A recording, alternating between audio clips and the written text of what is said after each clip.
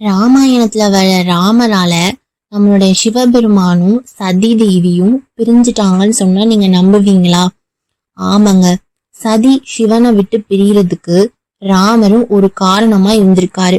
அது என்ன காரணம் அப்படிங்கறதுதான் இந்த பதிவுல நம்ம பார்க்க போறோம். வாங்க டைரக்டா நம்ம ஸ்டோரிக்குள்ள போகலாம். ராமாயணத்துல ராவணன் நம்ம சீதைய கடத்திட்டு போயிடுறாரு. இப்ப நம்மளுடைய ராமரும் லக்ஷ்மணனும் சீதைய காடு முழுக்க தேடிக்கிட்டு இருக்காங்க. அதே நேரத்துல கைலாயத்துல ஒரு நிகழ்வு நடக்குது. கைலாயத்துல நம்மளுடைய சிவபெருமான் ராம நாமத்தை ஜபிச்சுக்கிட்டு இருக்காரு.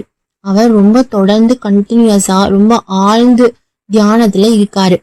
இத பாக்குற சதி தேவி ரொம்பவே ஆச்சரியப்பட்டு சிவபெருமான் கிட்ட கேக்குறாங்க, ராமர் எவ்வளவு உயர்ந்தவரா, நீங்க எப்படி ராமநாமத்தை ஜெபிக்கிறீங்க அப்படின்னு கேட்கும் போது நம்மளுடைய சிவபெருமான் ராமருடைய மகிமைகளையும் அவருடைய உண்மையான காதலையும் அவருடைய உண்மையான தர்மவான் அப்படிங்கிறதையும் சதி தேவிக்கு எடுத்து சொல்றாங்க.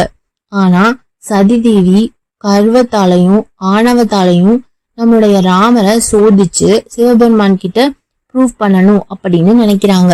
அதனால அவங்க என்ன பண்றாங்க அப்படின்னா சீதையோட வடிவம் எடுத்து காட்டுக்குள்ள வந்துடுறாங்க. இப்ப அவங்க ராமரை நெருங்கும் போது ராமர் கண்டுபிடிச்சிடுறாரு, இவங்க சீதை கிடையாது, இவங்க சதி தேவி அப்படிங்கறத கண்டுபிடிச்சு அவங்களுக்கு உண்மையான உபகாரத்தை அதாவது விருந்தோம்பலையும் கொடுத்துட்டு அவங்க கிட்ட சிவபெருமான் கிட்ட தன்னுடைய பக்தியை தெரிவிக்கவும் அப்படின்னு சொல்லி அவங்க நல்லபடியா வழி அனுப்பவும் செய்யறாரு. இதனால சீதை வேடம் எடுத்து நம்மளுடைய சதி தேவி ரொம்பவே வெட்கப்படுறாங்க ராமரை சோதிச்சதுக்கு.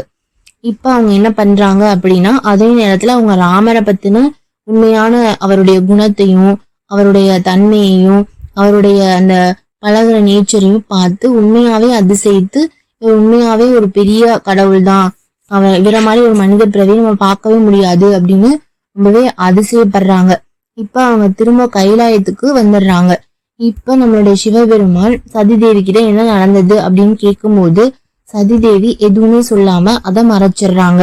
ஆனா சிவபெருமான் முக்காலமும் அறிந்தவர் அப்படின்னால தன்னோட ஞான திருஷ்டியால சதி என்ன பண்ணாங்க அப்படிங்கறத கண்டுபிடிக்கிறாரு.